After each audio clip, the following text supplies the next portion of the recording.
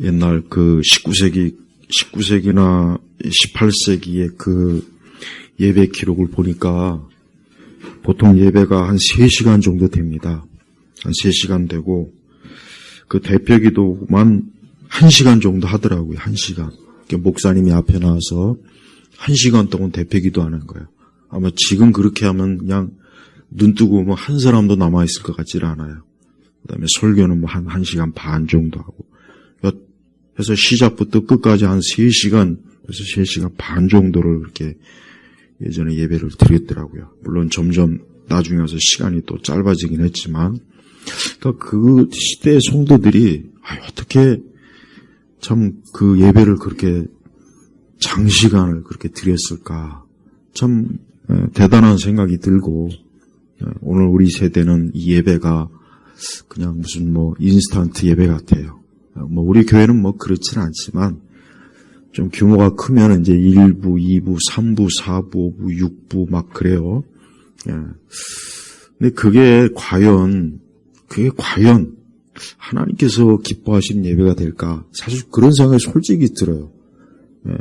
왜냐하면 결국은 예배라고 하는 것은 우리 사람이 하나님께 그러니까 하나님을 섬기는 건데, 마치 예배가 무슨 공장에서 물건을 생산하고 제품을 생산하는 것처럼 그런 식으로 이제 시스템이 돌아가니까 전 그게 사실은 영적으로는 조금 더 좋은 것이 아니고 오히려 교회로 오는 사람들이 교회를 마치 무슨 일반 회사나 기업이나 아니면 교회를 그냥 단순히 하나의 그저 내 삶의 부속 기관으로 그렇게 여기지 않을까 그런 생각이 들어요. 그래서 이 개신교 예배가 많이 사실은 좀 언뜻 봐도 뭔가 모르게 좀 이 종교적 관점으로 봐도 이 신비감이 없어요. 사실 여러분 카톨릭의 미사는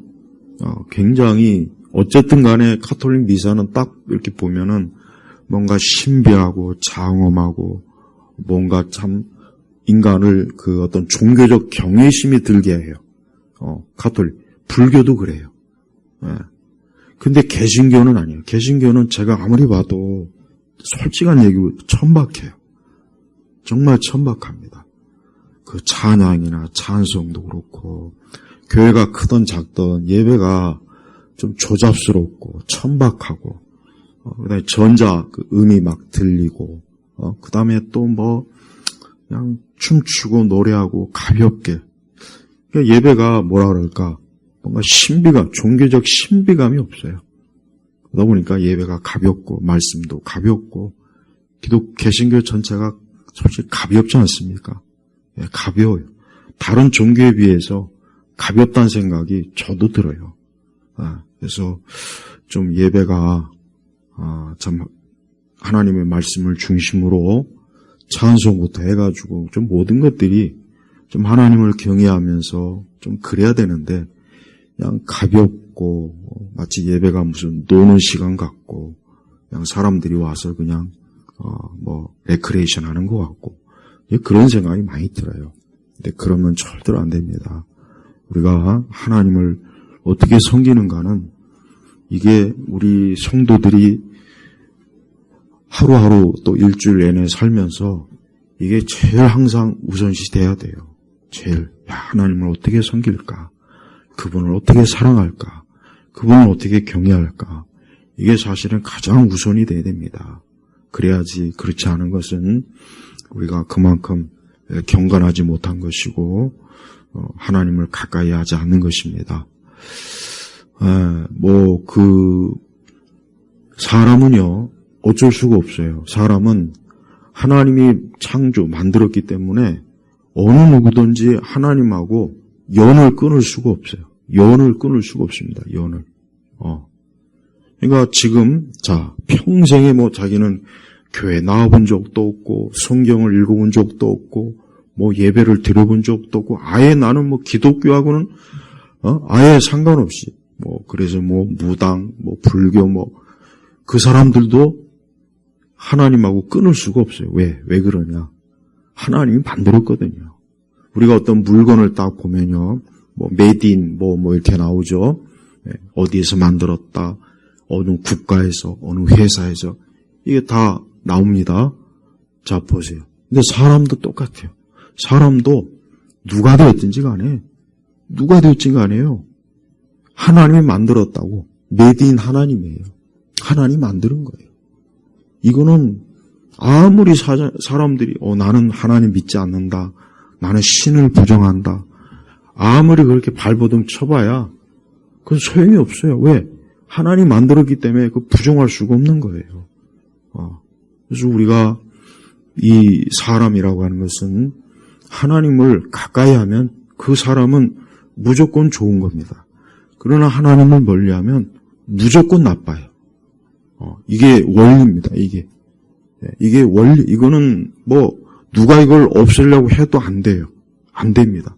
또 그 어떤 뭐 누가 이걸 없애볼까? 야, 이걸 좀 어떻게 하면 없애볼까? 아무리 뭐 해봐도 사람은 하나님의 흔적, 하나님의 형상이 있기 때문에 이게 지울 수가 없는 거예요.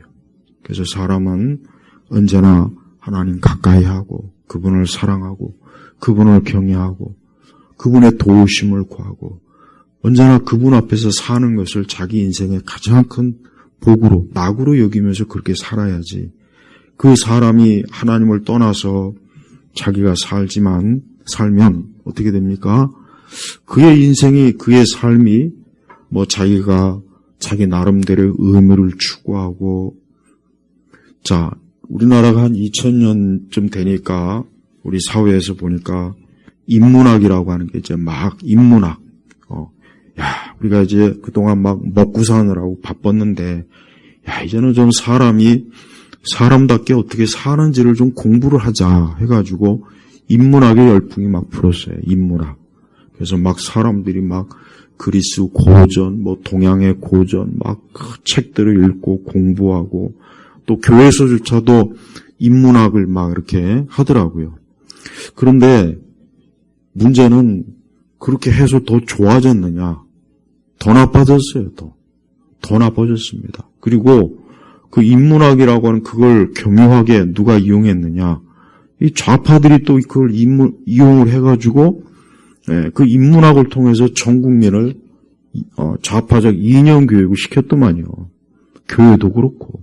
그래서, 이게 인문학이라고 하는 게, 이게 사람에 대한 것입니다. 사람에 관한 거예요, 사람. 인간이 뭐냐. 이걸 좀 궁극적으로, 본질적으로, 이게 공부하려고 하는 건데, 문제는 뭔지 아십니까? 인문학의 뿌리는 하나님에게 있는 거예요. 하나님을 알지 못하면 사람은 알 수가 없습니다. 알 수가 없는 거예요. 그래서 서양의 인문학은 그 뿌리가 어쨌든 기독교에 있기 때문에 그나마 그래도 어느 정도 인문학을 공부하면 좀 효과가 있어요. 그래서 좀 더 교양 있고 좀 더 생각을 할 줄 알고 좀 더 인생을 좀 깊이 있게 무게가 뭔가 그런 게 있지만 이 동양의 인문학은 뭡니까? 거기는 하나님이 없어요. 물론 서양도 나중에 이제 18세기 이후에는 하나님 없는 인문학이 이제 왕성하게 이제 막 하다 보니까 이 서구 세계가 기독교를 떠난 거예요. 그래서 하나님 없는 인문학을 하면 할수록 인간의 상태는 사람의 상태는 더 나빠지고 그 사회도 더 나빠지는 거예요. 요즘 뭐 또 40대 50대들 요즘 또 인기 있는 주제가 또 니체의 책이 또 그렇게 많이 팔리더라고요. 많이 읽고 그래서 좀 더 근데 여러분 니체는 나중에 이제 정신병원에서 이제 미쳐서 죽었어요. 나중에 그는 기독교하고는 정말 이 상극이 되는 인물이고 니체의 영향을 받은 사람이 누군지 아십니까? 히틀러예요. 히틀러라고. 그래서 히틀러가 얼마나 참 그 많은 유럽의 2차 대전 전쟁을 일으켜서 수많은 사람들이 생명을 잃었지 않습니까? 그런데 그런 원 뿌리가 되는 니체를 뭐가 좋다고 또 그걸 읽고 앉아갖고 인생이 뭔가 그런 헛된 생각을 한단 말이에요. 그래서 안 되는 거예요. 그래서 망하는 겁니다. 보면 그래요. 무슨 맹자니 공자니, 니체니, 뭐니, 보면은 이제 우리 한국 사회가, 그런 2000년대 이후부터는 막 그런 것들을 사람들이 찾는 거예요. 근데 결과적으로 그렇게 해서 그 개인이 좋아졌느냐? 좋아지긴 뭘 좋아집니까? 더 불행해지고, 더 허무해지고, 더 인생의 목적도 모르고. 그러니까 그런 헛된 것에 빠지면은 빠질수록 헤어날 수가 없어요. 우리가 살아계신 그 하나님, 아까 얘기했잖아요. 사람은 메드인 하나님이란 말이에요. 메드인 하나님. 머리 깎고 절에 가서, 나 이번 주에 참 엄청난 어이없는, 왜 제가 이제 사택에서 이러고 있는데, 왜 아주머니가 이렇게 올라오더라고, 2층으로. 그래서 뭔가 하고. 했더니 대뜸 문을 열어주니까, 절에 나오시라고. 나는 그래서 내가 이날 때까지 살면서 길에서나 집에서나 나 불교인한테나 이렇게 전도 받아보기 나 처음이네, 진짜. 그래가지고 이제, 우리는 이제 교회 다닌다고. 우리는 교회 다닌다고. 이제 그렇게 이제 했는데, 생각해보니까, 좀 붙잡아놓고 그냥, 불교에 대해서 아주 그냥 한판, 할 걸 그랬나 싶어요. 자, 보십시오. 이게 이 사람이요, 설령 절에 다녀도, 지금 절에서 뭐 불공을 하다고 해도, 그 사람은 하나님 만든 거예요. 그 중들도, 승려들도, 보살들도 다 뭡니까? 하나님이 만들었다고 딱 원산지가 거기 돼 있단 말이에요. 원산지가 하나님이다. 그런데, 하나님이 원산지인데, 하나님이 만드셨는데, 그럼 우상 앞에 가가지고 그러고 있으니, 그게 잘 되겠습니까? 한번 상식적으로, 난 지금 영적인 걸 떠나서 한번 상식적으로 생각해, 상식적으로. 안 되는 거예요. 안 되는 거란 말이에요. 그런데 사람들이 그래서 어리석은 거예요. 왜 어리석느냐? 성경에 뭐라고 했습니까? 시편 14편에 하나님이 없다 하는 자, 이 자가 뭐예요? 어리석다 그랬잖아요. 어리석다. 자기의 딱 하나님이 만들었다라고 딱 일이 찍혔는데, 그렇게 딱 있는데, 그 하나님을 떠나서 우상에게 빠지고, 어리석은 인물과 사상에 빠져 있고, 어리석은 풍조와 문화에 빠져 있으면은 한번 생각해 보란 말이에요. 그게 될 것 같습니까? 안 되죠. 당연히 안 되는 거예요. 그래서 우리 성도님들 절대 신앙과 믿음을 혹시라도 이 신앙과 믿음이 혹시라도 헛된 것이 아닐까? 내가 지금 혹시라도 잘못된 길로 가고 있는 것이 아닐까? 그런 생각을 하면 절대 안 됩니다. 그거는 오히려 어때요? 오히려 오늘 말씀해 보니까 28절에 하나님이 내 영혼을 구속하셔서, 여기는 뭐라 그랬습니까? 내 영혼이라 그랬어요. 그러니까 이 사람은 영혼의 존재가 있는 거예요. 사람은 육신만이 전부가 아니고 영혼이 있단 말이에요. 영혼. 근데 그 영혼을 뭡니까? 구속하셔서, 구원하셔서, 구속. 그러니까 내 영혼을 피로써 하나님께서 나를 사신 거예요. 그래서 내가 이제 여기 보니까, 그 다음 말씀 보니까 구덩이에 내려가지 않게 하심으로. 여러분, 인생은요, 하나님 없는 인생은 구덩이로 내려가는 인생이에요. 하나님 없는 인생은 누가 되었든지요, 구덩이로 내려가는 겁니다. 이거 정말 알고 있어야 돼요. 어떤 아무리 위대한 학자이건, 어떤 대단한 정치가이건, 세상에서 아무리 유명한 사람이라도 그가 하나님에게 구원받지 못한 사람은 지금 어떤 상태냐? 지금 구덩이에 내려가고 있어요. 구덩이에. 근데 그 구덩이가 어떤 구덩이입니까? 그 구덩이는 파멸이. 좋은 곳이 아니죠.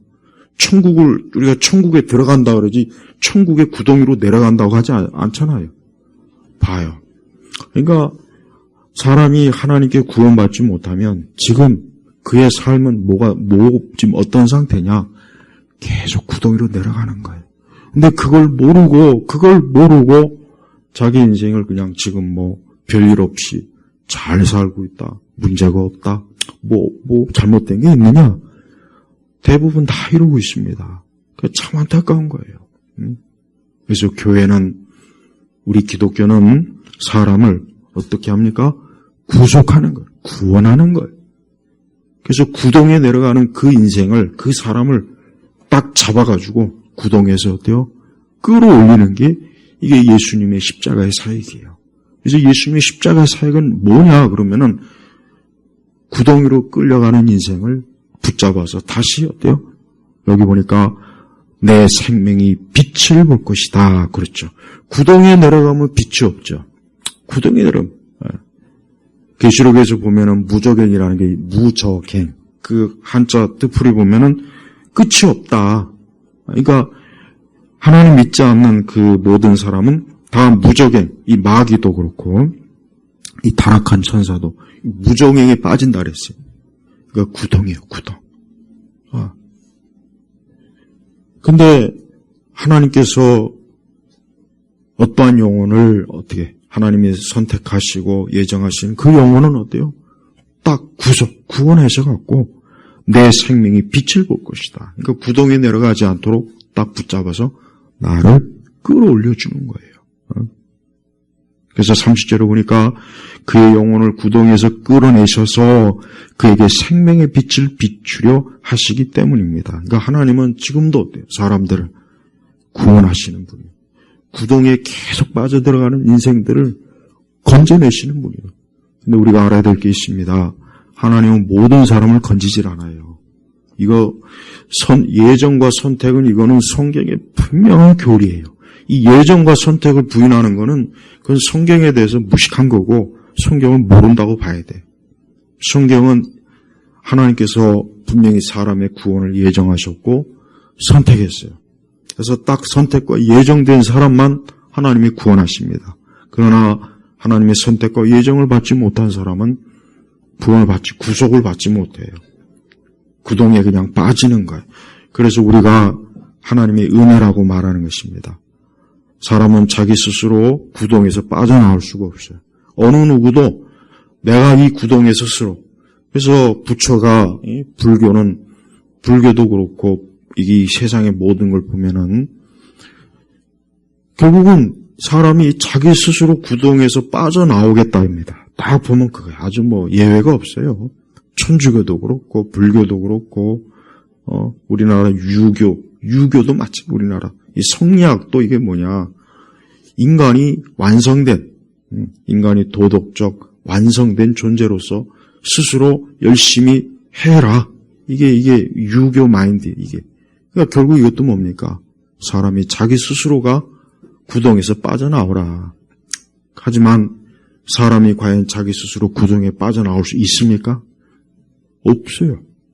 절대 없습니다. 이거는 이 세상을 살아보면 금방 알 수 있어요. 인간은 무기력하고 인간은 한계가 있어요. 누구나 다 한계가 있고 무기력합니다. 근데 그런 그 무기력과 한계를 누가? 하나님께서 그 힘과 능력으로 우리를 그 구덩이에서 딱 잡아가지고 우리를 끌어올려 주시는 거예요. 이게 하나님의 전능한 손길이에요. 구원의 손길이에요. 그래서 지금도 안타깝지만 많은 인생들이 지금 구덩이로 내려가고 있어요. 구덩이로 지금 내려가고 있습니다. 인간의 삶은 다른 거 없어요. 여러분 사람의 삶이 대단할 것 같습니까?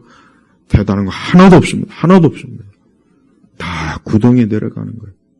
학자도 구덩이에 내려가고 정치인도 연예인도 예술인도 누구나 할 것 없이 이 구덩이에 지금 내려가고 있어요.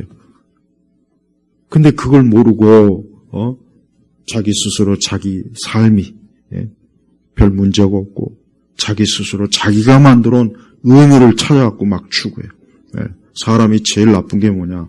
상태가 나쁜 게 뭐냐면 자기 스스로 자기의 삶의 의미를 부여하는 거예요. 그래서 보면은 그걸 옛날 사람은 그걸 그냥 개똥철학이라고 했는데 그렇게까지 표현하고 싶지는 않고 보면 사람들마다 다 자기 인생관이 다 있어요. 보면 다 있어요. 이렇다 저렇다 다 있습니다. 많이 배운 사람이 또 있고 배우지 못한 사람도 있어요. 근데 다 있더라고요. 보니까 유명한 사람도 있고 또 각자 또 자기 여러 분야가 있잖아요. 예술가는 예술가, 정치인은 정치인, 경제인은 경제. 보면 다 자기 인생에 나름대로 의무를 부여해요. 근데 거기 하나님이 없다면은 아무 소용없습니다. 그냥 말짱 도루묵이에요. 말짱 도루묵이라고. 근데 이걸 몰라요. 이걸 모르더라고. 그래서 어떻게 보면 하나님 믿지 않는 사람은 평생을 속고 사는 거예요. 평생을 속고 사는 거예요. 속고. 평생. 그러다가 자기가 속았다는 걸 어디 가서 알겠습니까? 하나님의 심판대 앞에 가서 합니다. 내가 평생을 속았구나. 내가 평생을 헛살았구나. 잘못 살았구나. 내 인생을 내가 헛되게 살다가 이렇게 결국은 끝나는구나. 망하는구나. 그 앞에 가서 깨닫습니다. 여러분, 그게 뭡니까? 그게 얼마나 참 안타깝고 비참한 일입니까? 그러면 안 되겠죠.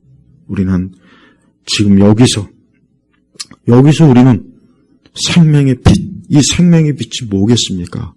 그리스도예요. 예수님은 빛이에요, 빛. 성경에서 예수님을 여러 가지로 이제 이렇게 의미로 삼을 수 있는데, 빛이 최고 첫 번째, 하나님, 우리 예수님, 성령님, 이 삼위일체 하나님은 빛 되신 분이다. 그래서 시편에도 빛에 관한 말씀이 많이 나오지 않습니까? 이 빛이에요, 빛. 저 밝은 빛. 저는 물론 누구나 다 거의 그럴 거예요. 저도 역시 이렇게 햇빛이 밝게 비치면 좋아요. 그래서 사람이 우울증에 안 걸리려면 어떻게 되느냐? 햇빛을 자주 봐야 됩니다. 햇빛을 자주 안 보면 사람이 이게 우울증에 걸려요. 우울증에 걸린다. 진짜 그래요.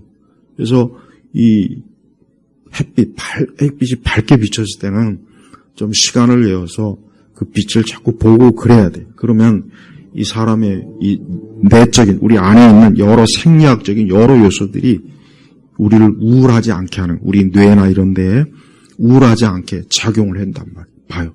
저 자연의 빛도 사람에겐 좋습니다. 자연의 빛도 좋아요. 여러분, 북유럽 사람들은 정신병이 많아요. 북유럽 사람들은. 왜 그런지 아십니까? 빛이 별로 없거든요. 태양빛이 기껏해봐야 여름은 그나마 좀 낫지. 겨울은 기껏해봐야 2-3시간밖에 없어요. 그러니까 자살률이 높습니다. 굉장히 높아요. 특히 저 북유럽은 점점 위도로 가면 높아요. 왜? 태양빛을 잘 안 보니까, 못 보니까, 보고 싶어도. 그래서 걔들이 왜 그 막 빛이 나면은 막 남자나 여자나 옷을 그냥 다 벗고 왜 그 막 잔디밭에서 막 왜 그러냐? 그 빛을 쬐기 위해서요. 빛을. 그래서 우리 동양은 뭐랍니까? 빛이 올라오는 것이. 그래서 이 서양 사람들은 이 동양을 굉장히 신비스럽게 봐요. 왜? 태양이 올라오는 곳이니까. 그러나 저쪽 서양은 어때요? 서양은 빛이 이제는 태양이 사라지는 것이. 그러니까 어두워요, 어두워. 그러니까 전반적으로 어둡단 말이에요. 그래서 이 세상의 모든 안 좋은 것이 다 어디서 나왔습니까? 어디서 나왔습니까? 저 어두운 땅에서 다 나왔단 말이에요. 공산주의, 파시즘, 전부 다 저기서 다 나왔어요. 거기서 나온 게 이 세상을 막 전쟁 일으키고 막, 지금 우리도 막 지금 막, 나라가, 먹 같은 나라가 돼가지고, 그러니까 이 빛이라는 게 이래서 중요한 거예요. 이 자연의 빛도 이렇게 중요합니다. 근데 하물며 영적인 빛은 얼마나 더 좋겠어요. 한번 생각해 보세요. 그래서 예수님을 믿지 않는 사람은 지금 생명의 빛이 아니라 어둠에서 계속 구덩이에 내려가는 거예요. 구덩이에 내려가면서 계속 추락하는 겁니다. 계속. 그래서 하나님 믿지 않는 자들의 자서전이나 그들의 평전을 읽어보면은 인생에 낙이 없어요. 아무리 많은 걸 성취하고 업적을 남겨도 보면은 그 개인은 어때요? 어둠이에요, 어둠. 어두운 거예요. 소망이 없어요. 하지만 하나님 믿는 사람들은 이 생명의 빛이 있으니까 그의 삶은 어때요? 밝고 빛나고 그의 삶은 점점 더 환해지고 이게 얼마나 좋습니까? 우리나라 사람들이 연초만 되면은 저 어디 속초인가 뭔가 막 해 뜨는 거 보러 간다고 하더라고요. 그게 얼마나 참 시간 낭비고 헛된 일입니까? 그거 보려고 그냥 운전해 가면서 거기에 가가지고 그거 좀 본다고 해서 뭐가 낫겠어요. 그래도 한 가지 의문은 있어요. 뭐냐, 사람들이 저 새 저렇게 떠오르는 태양을 보면 내 인생이 저렇게 떠오르는 태양처럼 올 한 해 좀 그러기를 바라는 소망이 있으니까 가겠죠. 근데 그것보다 더 좋은 거, 비교할 수 없는 게 뭐겠습니까?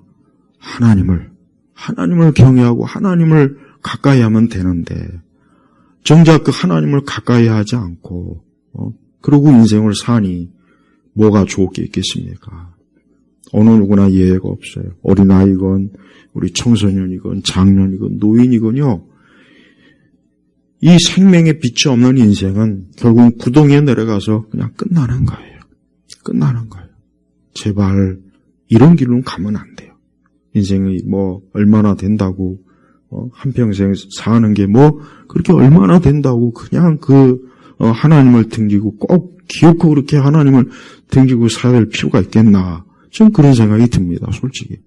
아니 하나님을 믿고 교회 잘 다니고 열심히 참 주의 말씀대로 살면 물론 그게 쉽지는 않지만 얼마나 그게 좋겠습니까? 행복한 거예요. 그게 행복이라고요. 사람은 그게 행복한 거예요. 근데 다른 데서 행복을 구하죠.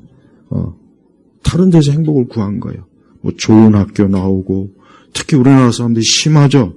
제가 지지난 시간에도 얘기했지만 자꾸 남하고 비교하고 요즘은 하다 못해 남의 사진이나 그걸 도용해가지고 자기는 호텔 간 적도 없으면서 남 호텔 간 것 교묘하게 조작해가지고 자기가 간 것처럼 봐요. 그러니까 사람이 그런 거 가지고 이렇게 인생을 살면 뭐가 행복하고 뭐가 좋겠습니까? 하나님으로 만족하는 게 이게 가장 좋은 거예요.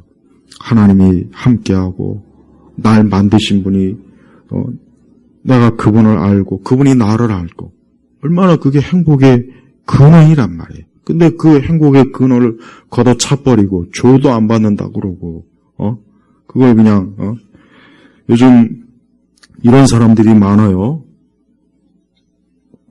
어떤 자료를 이렇게 연구하다 보니까 자기는 교회를 수십 년 다녔는데 교회 다닐 때는 막 스트레스가 받고 막 그랬는데 이제 교회 안 나가니까 그렇게 좋다고 그런 사람들이 꽤 많습니다. 정말 많아요. 이제 교회 안 나가니까 아주 속 편하고 교회 안 나가니까 아주 그냥 이제 그만큼 아마 교회 다니는 것 자체가 아마 스트레스였던 것 같아요. 근데 그 사람들은 자기가 무슨 말을 하든 그 사람들은 구덩이를 선택한 거예요. 구덩이를 선택한 겁니다. 구덩이. 그러고 또 그게 좋다고 알지 못하고 그 끝은 어둠이요 생명이 없는 건데 그게 얼마나 어리석은 일입니까? 우리가 인생을 살 때 그런 거에 속으면 안 돼요. 그거 자꾸 속는다고요. 그러니까 속아요, 속아. 그러니까 이 마귀는 사람들을 속이는 존재가 마귀거든요. 세상을 통해서 마귀는 사람들을 자꾸 속여요, 속여. 야, 거기가 아니고 여기야. 이것이 진짜 좋은 것이야. 그쪽으로 가지 마. 이것이 진짜 너에게 행복과 즐거움과 기쁨을 줄 것이야 하고 자꾸 속아요, 속여.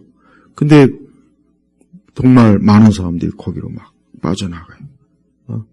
여름에 저 어릴 때는 이제 항상 제가 그 국민학교, 그러니까 초등학교 때 보면은 70년대 그때는 별거 없어요. 놀 게 그냥 산 아니면 냇가, 들가란 말. 여름에 보면 이 냇가에 보면 물고기들이 많아요. 근데 이런 물고기들이 상당히 멍청해요. 물고기들이 사실 똑똑할 리가 없죠. 그러니까 잘 잡혀요. 그물에 잘 잡히고 어항에 떡밥 넣으면 어쩌면 그렇게 잘 먹으려고 또 들어오는지 어항에 딱 그 된장에다 이렇게 떡밥 해놓고 딱 해놓으면요 조금 지나면 그냥 그 안에 피라미드를 엄청 들어옵니다. 근데 그 피라미드들이 왜 어리석습니까? 그 떡밥 먹겠다고 그 어항에 들어온 거예요. 근데 사실은 뭐예요? 나중에 믿는 매울탕으로 새롭게 변신하겠죠. 인생이 꼭 그렇습니다. 사람들이 돈과 출세와 이 세상의 떡밥으로 마귀가 미혹을 해요. 유혹을 해요. 그럼 사람들은 누구나 예외 없습니다. 다 그 떡밥 먹으려고 다 몰려들어요. 그럼 나중에 시간 지나면 이제 딱 잡아다가 끝나는 거예요. 물고기하고 사람하고 다 다른 존재지만 망하는 거는 똑같습니다. 정말 똑같아요. 똑같아. 그래서 지금도 이렇게 그냥 이렇게 많은 사람들이 점점 더 참 사람들이 우리 주님 오실 때가 정말 다 점점 돼가니까 이게 생명으로 안 오고 자꾸 벗어나려고 그래. 자꾸 저 멸망으로 구덩이로 더 기어 가려고 그렇게 애를 쓰더라고요. 하지만 그거는 정말 그 개인에게 불행한 것입니다. 그 개인에게 불행한 거예요. 그러니까 우리 성도들은 매일 내가 지금 이 생명의 빛을 얻었는데 하나님이 나를 끌어내 주셨는데 아니 내가 이 생명의 빛을 받고 내가 뭘 다른 걸 더 행복을 찾으려고 하느냐 이런 생각을 가져야 돼요. 그러니까 그리스도인도 자꾸 이 세상과 다른 걸 바라보면은 자꾸 진짜 하나님이 내게 주신 이 생명의 빛이 얼마나 귀한 줄도 모르고 그런 어리석고 험한 그 어둠을 쫓아가가지고 이 생명의 길에서 이탈하는 사람들이 그렇게 많다는 겁니다. 그러니까 우리 성도들은 이 생명의 빛을 감사하게 여기고 귀하게 여기면서 살아가야 돼요. 시간이 가면 갈수록 세상이 점점 가면 갈수록 이 세상은 이제 급격하게 더 하나님을 떠날 겁니다. 그리고 교회도 마찬가지예요. 여러분 교회가 절대 지금 정상의 상태가 아니에요. 그걸 진짜 꼭 알고 있어야 돼요. 교회가 보니까 이 복음하고 상관없이 복음을 멀리하는 일도 많이 하고 점점 더 진짜 이 적그리스도가 좋아할 만한 짓을 그렇게 많이 하더라고요. 보니까 그러니까 그런 일들을 통해서 앞으로 뭘 하겠다는 건지 참 답답해요. 왜 그렇게 우리 예수님이 아닌 다른 걸 자꾸 추구하고 드러내고 자꾸 왜 하나님 말씀을 거역하면서 왜 자꾸 인간적인 일을 그렇게 하는지 참 그걸 모르겠어요. 그게 다 뭐겠습니까?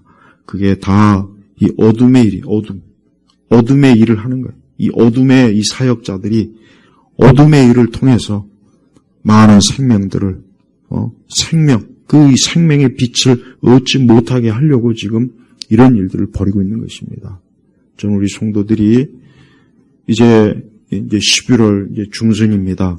올해도 이제 해봐야 한 달 반 남았어요. 이렇게 이 세상은 빨리 지나가고 있고 각자의 인생도 빨리 지나가고 있습니다. 어떠한 것에 소망을 두고 어떠한 목표를 갖고 어떻게 삽니까?